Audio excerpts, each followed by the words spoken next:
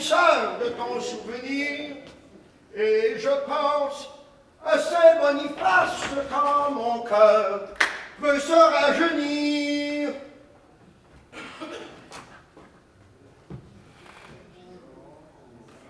Pourquoi de l'âge? Oh, parce qu'il fallait que tu saques ton camp après la 7e année. J'avais oublié, moi, cette tradition familiale-là. J'avais déjà commencé à penser aux belles petites boules francophones de la petite Michaud. Et plutôt de la petite Michaud francophone. Quand mon père est arrivé, puis il dit « T'es trop jeune pour penser aux petites filles. Fais ton baluchon, tu t'en vas au collège de Saint-Boniface. » Mon père avait toujours le cœur gros quand il me voyait partir pour le collège. Hein? Quand je suis parti la première fois, je suis parti avec mon frère Laurent. Lui, c'était un ancien. Ça faisait déjà 2 ans qu'il y allait. Mon père est arrivé et il dit « T'as 12 ans, fais un homme de toi. Puis oublie pas, si tu vas pas droit, tu vas croche. » Ça, c'était profond, mon Dieu. Salut, mon petit gars. Moi, quand il m'appelait mon petit gars, il voyait une de ses envies de brailler, une envie que j'ai eu de la misère à passer par la suite. Pour aller au collège de Saint-Boniface, il fallait prendre le train, le Supercontinental, à Saskatoon. Moi, à Denmark, le seul train que j'avais vu, c'était un train de marchandises qui passait chez nous pour cueillir le grain. Et, quand on le voyait venir, nous autres là, on mettait des selles noires sur la voie ferrée. Puis pour pas qu'il tombe avec la vibration, on les tenait là avec du scotch tape. Ah ben, je te dis que Georges VI, il se faisait aplatir la margoulette en enfant de chien. Il me l'aplate comme une hostie. Hé, Laurent! Wow! C'est une grosse gare, ça! Ah ouais, non. C'est juste la gare de Saskatoon. Attends que tu vois la gare de Winnipeg, ça c'est une gare. Supercontinental train number 1, leaving now on track 5, for Watrous, Brandon, Portage Prairie, Winnipeg, all aboard.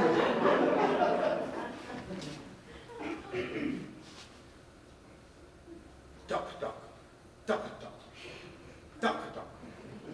Duck, duck, duck, duck, duck, duck, duck, duck, duck, duck. Oh, laisse que c'est que t'as broyé. Je m'ennuie. Vierge, on vient juste de partir. Rien, je m'ennuie. Cote-toi contre ta fenêtre, puis dors. On n'arrive pas à Winnipeg avant demain matin. OK. Arrête de broyer. OK, je broye plus.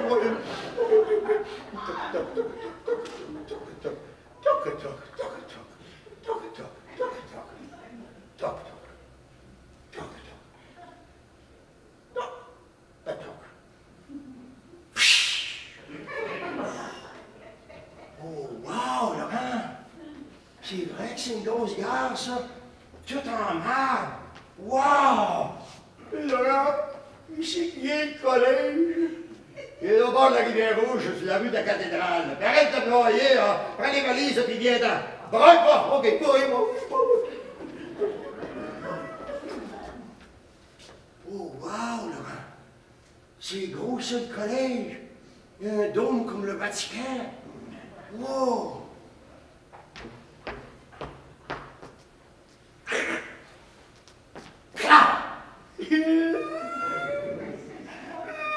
Arrête de broyer! Hé, Laurent, dans quelle classe que je vois, hein? Ben, viens ici, je vais te montrer, là. En élément latin A, élément latin A, non, t'es pas là. Élément latin B, élément latin B, élément... Ah, viens, t'es là, en élément latin B. Tu voulais être en élément latin A, moi? T'as pas beau étudier à Delmas. Ah, occupe-toi de tes affaires, là. Moi, j'ai mes amis, là, puis arrange-toi. Puis arrête de broyer!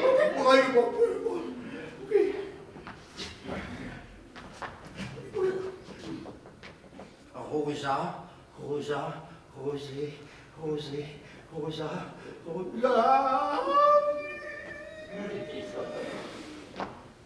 Calice! Ça fait 2 mois qu'on est ici, mais tu brailles encore? Je m'ennuie de Delmas. Après, par contre, tellement s'il ne va pas avant Noël, puis même on ne sait pas si on va y retourner. Tiens, le père nous a envoyé une lettre. Il nous envoie 20 garces, 10 piastres pour toi et 10 piastres pour moi. Oh, wow, là, le père nous a envoyé une lettre. Et Laurent, il a dû changer d'idée, hein, parce qu'il s'était marqué 40, puis le 4 est barré avec une autre plume, puis un 2 écrit par-dessus. Il a dû changer d'idée, hein, Laurent, il a dû trouver que c'était trop, hein. Il est devenu avocat. Il se pratiquait déjà dans ce temps-là. Je me suis ennuyé à en mourir durant toute ma première année au collège de Saint-Boniface. Tellement qu'à ma deuxième année au collège de Saint-Boniface, mon rêve a été réalisé. J'étais en élément latin. Là, j'étais le plus vieux de la classe.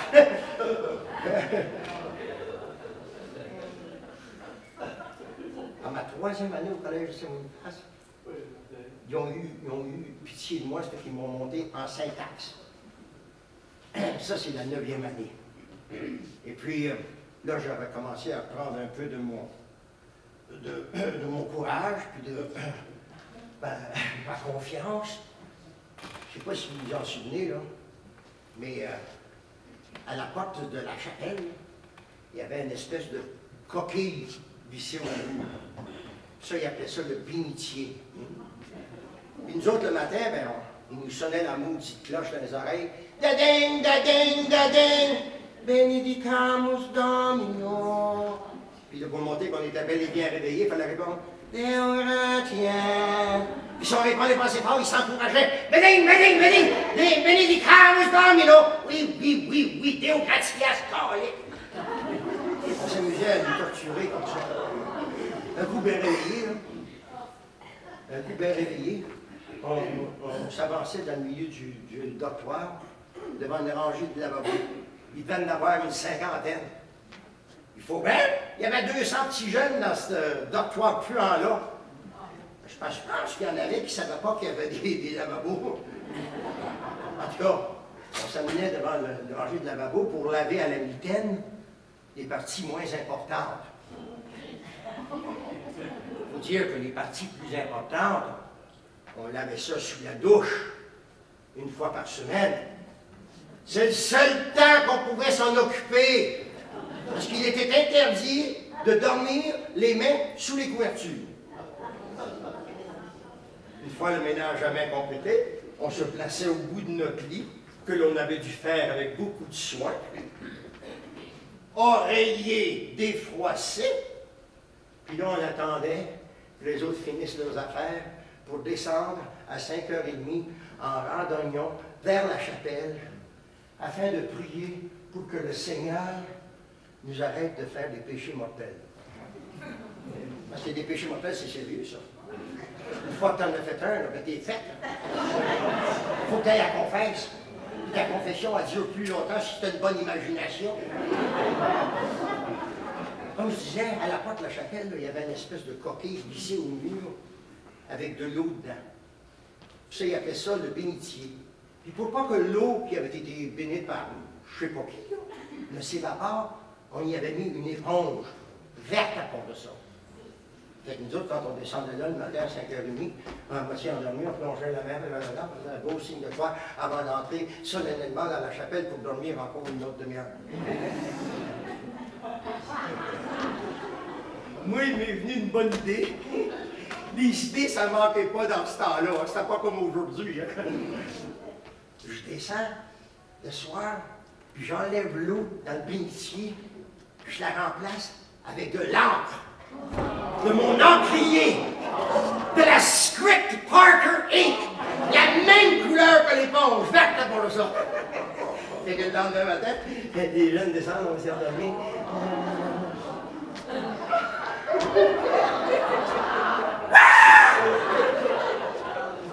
Le préfet de discipline n'a pas eu de misère à savoir qui c'est qui avait fait ça. J'étais le seul qui n'avait pas d'arbre sur le front.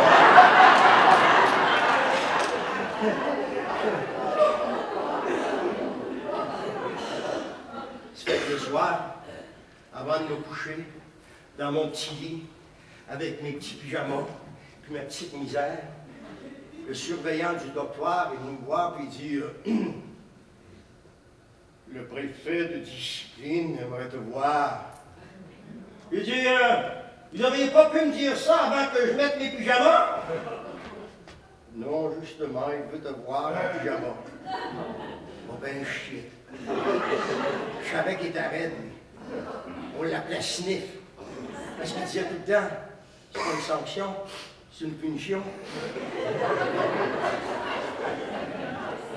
Ça fait qu'en quittant le dortoir, j'ai regardé les petits gars qui avaient l'air de me dire que je ne viendrai plus jamais au lit numéro 10 de la 4e rangée. Puis je descends du 4e vers la préfecture avec beaucoup d'appréhension, me demandant bien ce qui était pour arriver. Arrivé à la porte de la préfecture, porte qu'il avait laissée entrouverte par exprès, je pense, j'ouvre la porte et lui dis d'une voix tremblotante, on m'a dit que vous vouliez me voir. Oui, entre donc. Puis là, tout en prenant un air solennel et autoritaire, il me dit ce que tu as fait ce matin est impardonnable. Où en serions-nous dans cette institution si on laissait passer des sottises semblables? Alors, mon jeune homme, il va falloir que je t'apprenne une leçon que tu ne seras pas prêt d'oublier. Et n'oublie pas, ce que je vais faire, c'est pour ton bien. Pourquoi est-ce qu'ils disent toujours ça? Ce que je vais faire, c'est pour ton bien.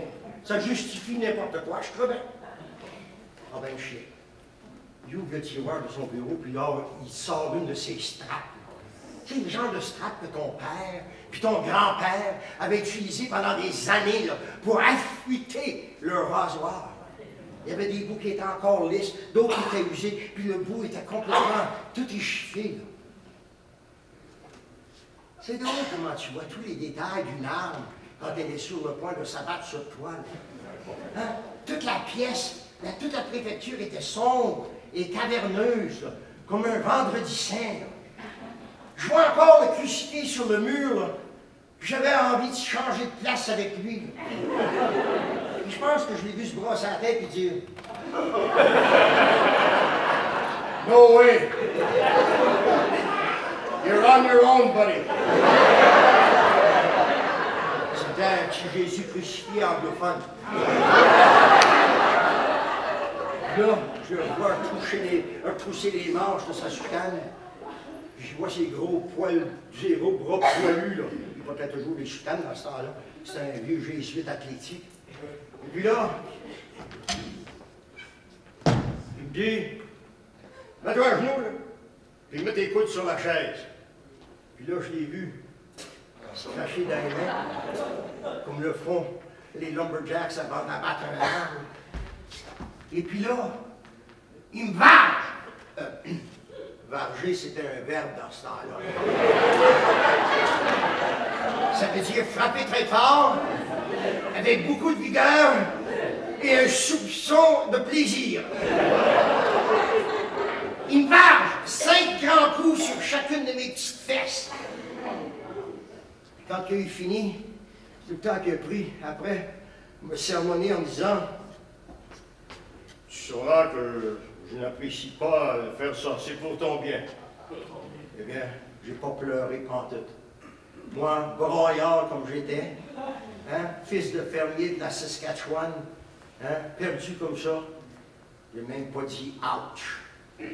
Quand je suis remonté au 4e, je suis monté près de mon lit, j'ai laissé tomber mon pyjama mouillé, puis je me suis couché tout nu pour laisser aérer mes petites fesses.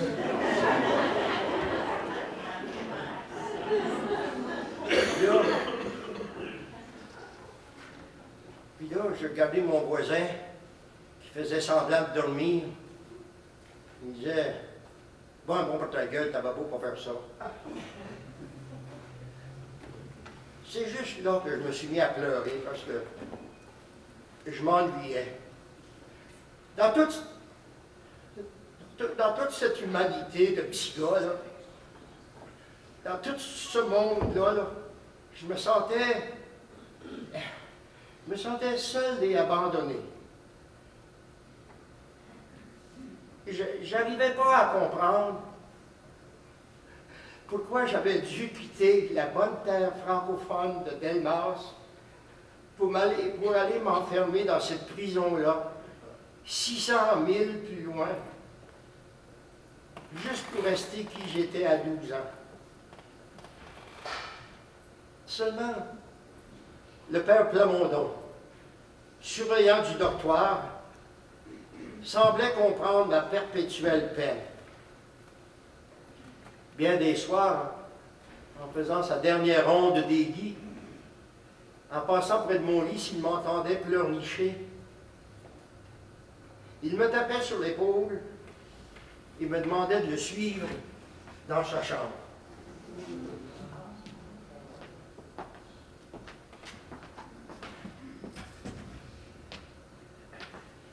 Là, assis devant lui, il essayait de me consoler, en me disant que les choses s'arrangeraient, que l'intensité de mes sentiments d'abandon serait moindre en vieillissant. Je me disais, je ne sais pas ce que c'est un saint, non? Mais s'il y en avait un, lui en était un. L'année ensuite, il a quitté le collège de Saint-Boniface pour aller en Éthiopie fonder une école.